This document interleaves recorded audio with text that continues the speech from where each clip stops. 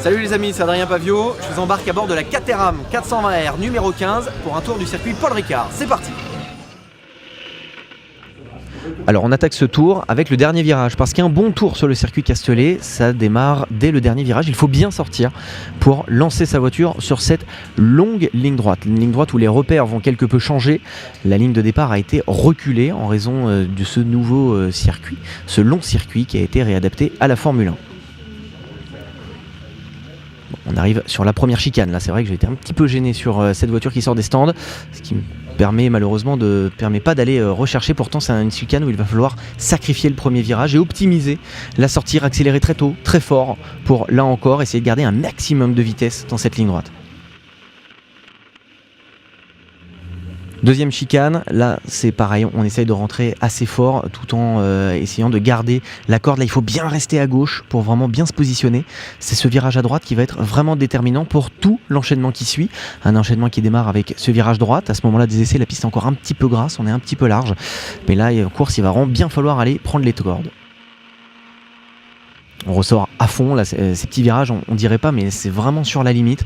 Il faut essayer là encore d'être très propre pour entrer dans la ligne droite le plus rapidement possible.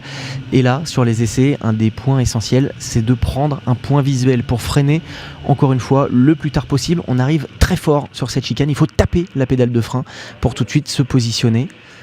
Là, on reste bien à gauche. Il faut rentrer très propre et accélérer très tôt à la sortie de cette chicane.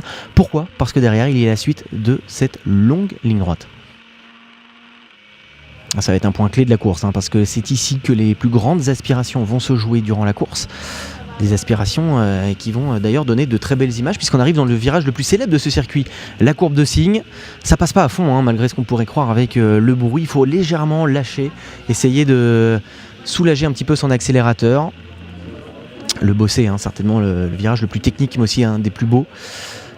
Ouais, c'est vrai que personnellement j'opte pour ce qu'on appelle la trajectoire en épingle. Je rentre, j'élargis et je vais chercher la corde très tard. On enchaîne sur ce dernier secteur. Là encore une fois c'est des courbes très tard, il faut vraiment analyser, c'est des virages très techniques ici au Castellet. Toujours savoir quel virage sacrifier et à l'inverse dans quel virage se jeter.